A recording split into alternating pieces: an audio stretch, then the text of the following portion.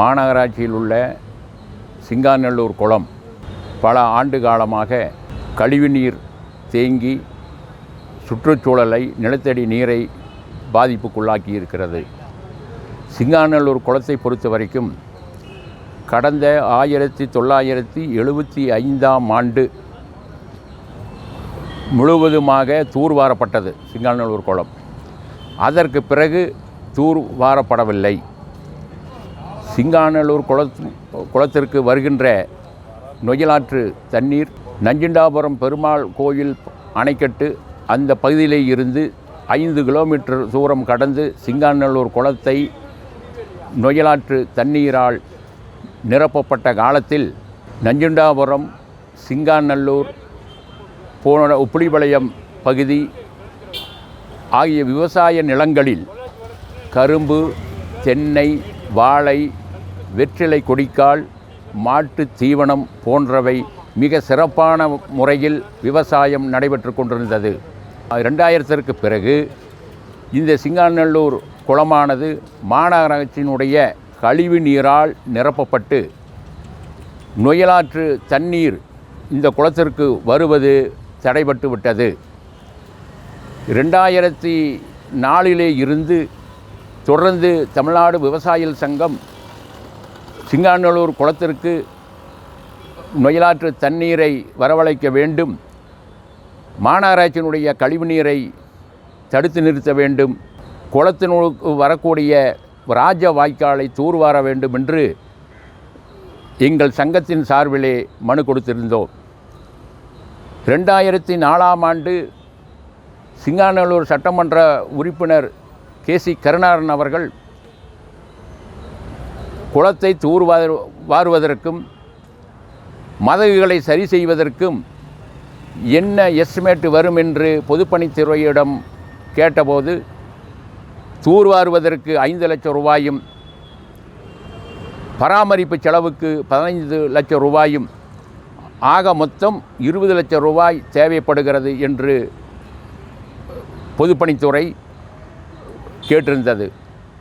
அந்த 20 லட்சம் ரூபாயை மாவட்ட ஆட்சித்தலைவர் கொடுக்கப்பட வேண்டும் என்று MLA அவர்கள் மனு கொடுத்திருந்தார் மாவட்ட ஆட்சித்தலைவரிடம். அதிலே இருந்து இன்று வரைக்கும் 2014ஆம் ஆண்டு கருணாகரன் மாவட்ட ஆட்சித்தலைவராக இருந்தபோதும் சிங்காநல்லூர் விவசாயிகள் மனு கொடுத்தார்கள், குளத்தை தூர்வார வேண்டும், ராஜவாய்க்காலை சரி செய்ய வேண்டும் என்று. அதற்கு பிறகும் எந்த வேலையும் நடைபெறவில்லை. இப்பொழுது 2024 20 ஆண்டுகள் கழித்தும் நாங்கள் முறையிடுகின்றோம். இந்த சிங்காநல்லூர் குளத்தினுடைய கழிவு நீர் ஒரு 20 ஆண்டுகளுக்கு மேலாக நொய்யலாற்று தண்ணி வருவதை தடுத்து நிறுத்தி மாநகராட்சியினுடைய கழிவு நீர் முழுவதுமாக தேங்கி சுற்றுப்புறச் சூழல், நிலத்தடி நீர் அனைத்தும் மாசுபட்டு விவசாயம் செய்வதற்கே லாக்கியற்ற நிலங்களாக மாறிவிட்டிருக்கிறது. அந்த நிலங்களிலிருந்து உற்பத்தி செய்வதற்கு முட்டுவழி செலவு அதிகமாக போகிறது என்ற காரணத்தினால் விவசாயமும் நடைபெறாமல் பாதி தேய்ந்து போய் வெறும் நிலமாக இருக்கிறது. இப்படிப்பட்ட சூழ்நிலையில் இந்த சிங்காநல்லூர் குளத்திலே இருக்கக்கூடிய கழிவு நீரை வெளியேற்றப்பட வேண்டும். பல ஆண்டு காலமாக கழிவு நீர் வந்து மாநகராட்சியினுடைய பிளாஸ்டிக் போன்ற பொருள்களை எல்லாம் நிரப்பி குளமானது மேடாகிவிட்டது. ஆகவே இந்த குளத்தை தூர்வார வேண்டும். சங்கனூர் பள்ளத்தின் வழியாக வரக்கூடிய கழிவுநீரும் நஞ்சுண்டாபுரத்து வழியாக வரக்கூடிய கழிவுநீரும் இந்த கழிவுநீரை சுத்திகரிப்பு செய்ய வேண்டும், சுத்திகரிப்பு நிலையம் அமைக்க வேண்டும் என்று கோரிக்கை வைத்தோம்.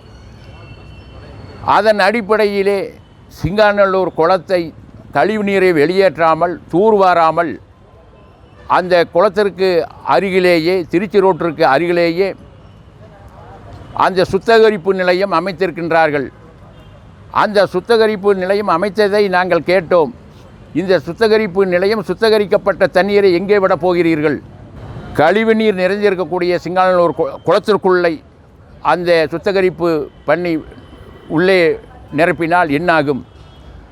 ஆகவே நாங்கள் கேட்பது கழிவு நீரை வெளியேற்றுங்கள், குளத்தை தூர்வாருங்கள், நொய்யலாற்று தண்ணியை கொண்டு இந்த சிங்காநல்லூர் குளத்தை நிரப்புங்கள். கடந்த 26ஆம் தேதி அன்று மாநகராட்சியினுடைய கமிஷனர் அவர்களுக்கு மனு கொடுத்திருக்கின்றோம். முதலமைச்சருக்கும் ரிசீஸ் தபால் அனுப்பிச்சிருக்கின்றோம்.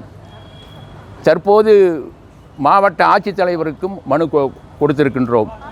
எங்களுக்கு இந்த கோரிக்கையை எல்லாம் செய்தால்தான் இந்த கழிவு நீரை வெளியேற்றுவது, சிங்காநல்லூர் குளத்தில் இருக்கக்கூடிய கழிவுகளை தூர்வாருவது, நஞ்சுண்டாபுரத்தில் இருந்து வரக்கூடிய ராஜவாய்க்காலை தூர்வாருவது, மழை காலங்களில் அதிகமாக மழை பெய்தால் குளத்தினுடைய கரை பாதுகாப்பதற்கு சுற்றுச்சுவர் பாதுகாப்பு சுவராக அமைக்க வேண்டும்.